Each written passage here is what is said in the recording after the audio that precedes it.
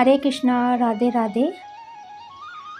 श्री बांके बिहारी जी के चमत्कार, श्रृंखला 15वीं।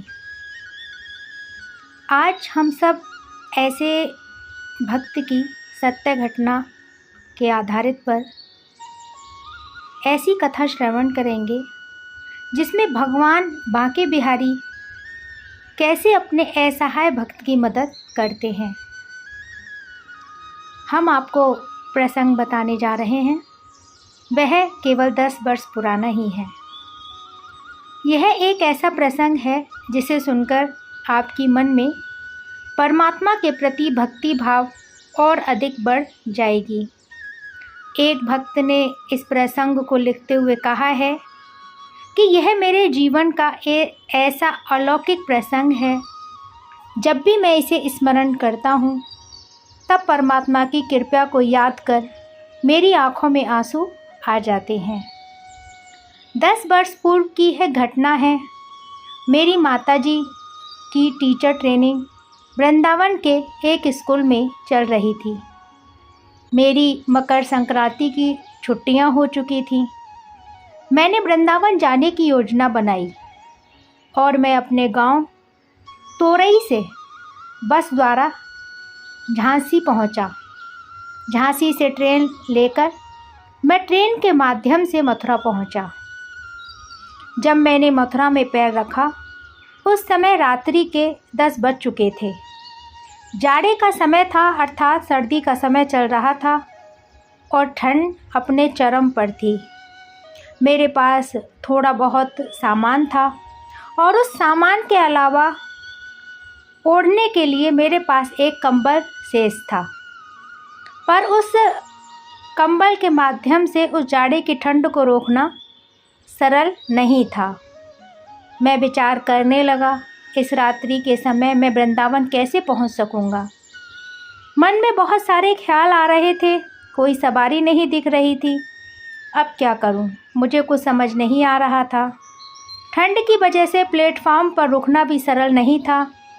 तभी एक तांगे वाला सवारी ढूंढते हुए आवाज़ देकर कहने लगा, किसी को वृंदावन जाना है क्या? तब उसकी आवाज़ सुनकर मैंने यह महसूस किया, लगता है परमात्मा ने किसी को यहाँ भेजा है। मैंने उसे आवाज़ देकर कहा, मुझे चलना है। रंग महल के पहले एक अग्रवाल धर्मशाला है, आप मुझे वहाँ तक पहुँचा दीजिए। मेरी माँ वहाँ किराए के कमरे में रहती है। तांगे वाले ने मुझे अपनी गाड़ी पर बैठा दिया। मुझे अग्रवाल धर्मशाला के पास छोड़कर आगे चला गया। वहाँ पहुँचकर मुझे अपनी माताजी का कमरा तो ध्यान नहीं था। मैं तो पहली बार ही आया था। अब घरों की ओर देखकर मैं हैरान हो गया। सारे घर बंद थे क्योंकि रात्रि का समय था और वहाँ पर बहुत अंधेरा छाया हुआ था और ठंड की अव्यवस्था भी चरम पर थी। आप सोच सकते हैं उत्तर प्रदेश में जो शीतलहर चलती है वह कितनी भयानक होती है, और रात्रि के समय इस प्रकार बिना घर के घूमना तो और भी कठिन हो जाता है, क्योंकि सब लोग रात्रि के समय अपने घरों में विश्राम कर रहे थे। पर ऐसी अंधेरी रात में अपनी माताजी का कक्ष ढूंढना मेरे लिए भी कठिन हो रहा था। मैं 2-3 घरों के नज़दीक गया, उनके दरवाजे खटखटाया, पर मेरी माताजी के कमरे का मुझे पता नहीं मिला। मुझे तो माताजी ने धर्मशाला के पास ही कमरा बताया था। अब वहाँ कमरा नहीं मिलने के कारण मेरा मन चिंतित होने लगा। तभी मेरे मन में ख्याल आया, वृंदावन में श्री बांके बिहारी जी रहते हैं। वह तो हर असहाय और ज़रूरतमंद की मदद करते हैं। तब मैंने उन्हें याद किया। थोड़ी ही देर में एक अद्भुत चमत्कार घटित हुआ, जिसे याद कर मेरा मन अभी भी रोमांचित हो जाता है। और वह दृश्य देखकर उस समय मेरे शरीर के रोंगटे खड़े हो गए। ये इतना अद्भुत और अलौकिक चमत्कार था जिसका वर्णन मैं आपसे करने जा रहा हूँ। उस समय जब मेरा मन बड़ा व्यथित था, तब मैं घरों के नज़दीक जाकर दरवाजे खटखटा रहा था। तभी एक स्थान पर रुककर मैंने श्री बांके बिहारी जी का चिंतन कर उन्हें प्रार्थना करते हुए कहा, बिहारी जी आइए, अब मुझे अपनी माँ से मिलाइए।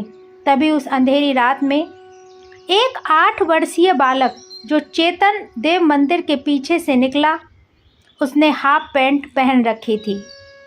वह मुझे देखकर पूछने लगा, क्या हुआ, इतनी ठंड में क्यों भटक रहे हो, किससे मिलना है? उस बालक की आवाज़ सुनकर मैं सन्न हो गया। मैंने उससे कहा, मैं गांव से आया हूं, मेरी माँ की यहाँ टीचर ट्रेनिंग चल रही है, उसने यहाँ पर एक कमरा किराए पर ले रखा है, मैं उन्हें ढूंढ रहा हूँ, मिल नहीं रही हैं। तब उसने दरवाजे की तरफ इशारा करते हुए कहा, इस दरवाजे को खटखटाकर यहीं रहती हैं तुम्हारी माँ। जैसे ही मैंने दरवाज़ा खटखटाया, अंदर से दरवाज़ा खुलने की आवाज़ आई। मैं पीछे मुड़कर उस बालक को धन्यवाद दे पाता, तब तक वह बालक वहाँ से गायब हो चुका था। मैं बड़ा भयभीत होने लगा। इस काल रात्रि में कौन था वह बालक जो मुझे सही घर का पता देकर गया? और फिर दरवाजे के अंदर से मेरी माँ ने मुझे देखकर गले लगा लिया। वह मुझे अपने कक्ष के अंदर लाई। मैंने अपनी माताजी को सारी बात बताते हुए कहा, माँ आज तो बड़ा आश्चर्य हो गया, मैं तुम्हारा घर ढूंढ ढूंढ के परेशान हो गया, पर तुम्हारा कमरा मुझे नहीं मिला। इतना अंधेरा होने लगा और तुम कहाँ रहती हो यह भी मेरे को नहीं पता था। तभी मैंने मन ही मन श्री बांके बिहारी जी को प्रार्थना की कि मुझे मार्ग दिखाइए। तभी अचानक से 8 वर्षीय बालक पता नहीं कहाँ से प्रकट हुआ और तुम्हारे घर का रास्ता बताकर यहाँ से चला गया।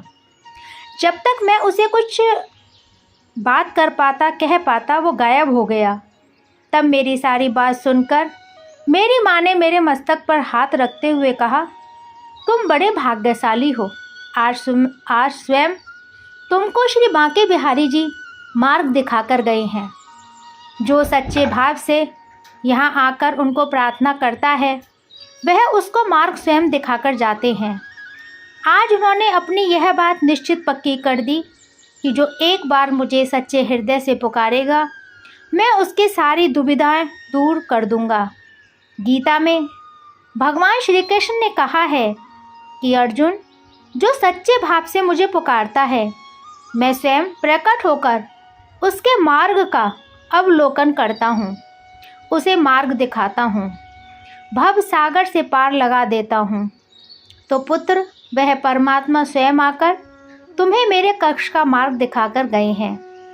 यह बात आज भी जब मेरे स्मरण में आती है मेरी आंखों में आंसू आ जाते हैं कि परमात्मा मेरे नज़दीक था पर मैं उन्हें पहचान ना सका। लेकिन आज जब भी मेरा वृंदावन जाना होता है मैं उसी स्थान पर अवश्य जाता हूँ जहाँ मुझे श्री बांके बिहारी जी ने दर्शन दिए थे।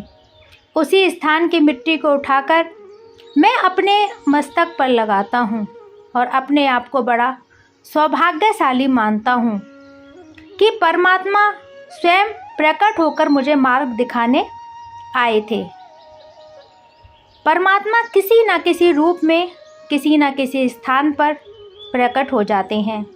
यह होता तब है जब मन का विश्वास पक्का, जब हमारे मन की लगन परमात्मा के प्रति दृढ़ हो, तब वह परमात्मा किसी न किसी रूप में आकर हमारी स्वयं रक्षा करते हैं।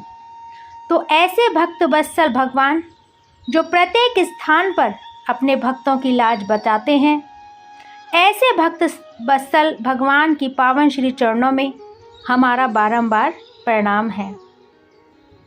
अब तो वो भक्त केवल यही गुनगुनाते हैं, बांके बिहारी मुझको देना सहारा, कभी छूट जाए ना दामन तुम्हारा। तो ऐसे हैं हमारे बांके बिहारी जी। अगली श्रृंखला में मैं फिर आपके साथ होंगी। जब तक के लिए हरे कृष्णा, राधे राधे।